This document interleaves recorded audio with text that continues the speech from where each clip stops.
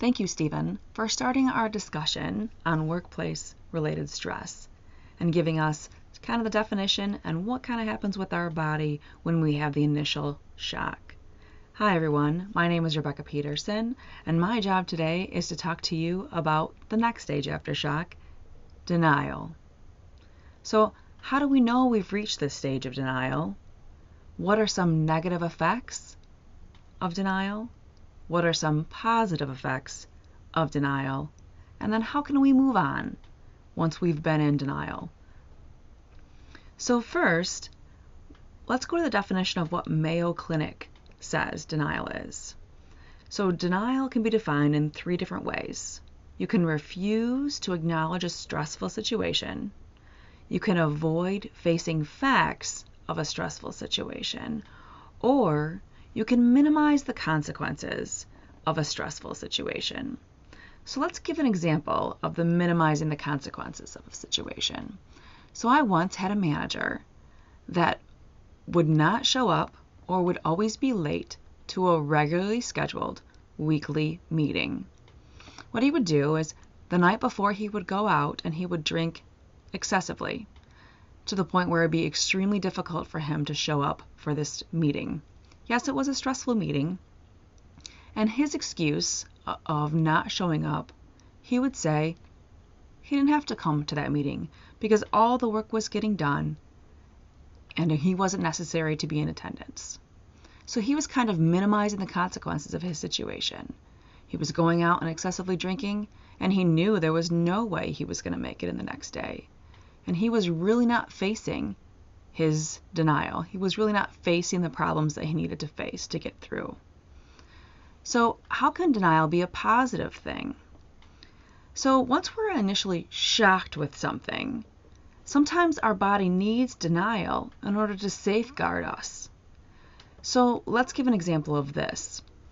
So let's say you find a lump on your neck, and initially you don't feel like you're sick or you don't need to go to the doctors, so you kind of ignore it.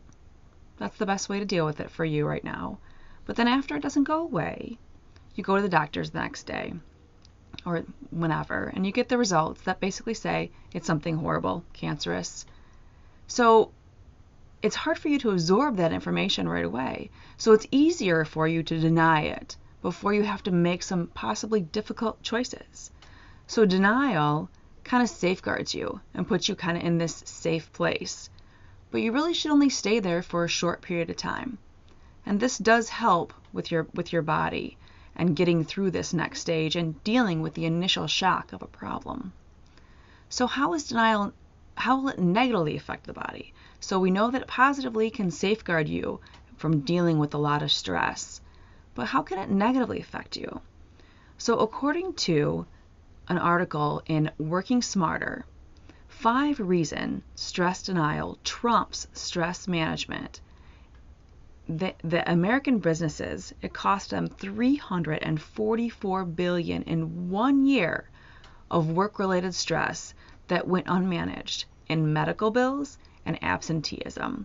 So if we keep our body in this constant fight or flight mode, and we don't ever get out of this denial or ever get out of this excited state, it has a negative effect on our body. So another article, The Cortisol Connection, Why Stress Makes You Fat and Ruins Your Health, and What You Can Do About It. There's an actual cortisol test. It's kind of a questionnaire that gives you things that happen to your body when you're in this excited cortisol state, when you're in denial based on initial shock and stress. And these things kind of hold you back and don't let you get through to the next stage. So we really need to figure out that we're in denial, figure out that it's safe to stay in denial for a short period of time, but that we do need to deal with the stressful situation and move on. Otherwise, it can really have a negative effect on our body. So sometimes we can't move through denial on our own. Sometimes we need some professional help to move through the denial stage from an initial shock that may be a little bit more than our body can handle or a little bit more than we can solve on our own. So professional help could be necessary. In this case, Now that I've done giving you a little bit of definition about denial, I'm hoping that Chris can help you through the next stage. And Chris is going to talk to us about anger. So, after you, Chris.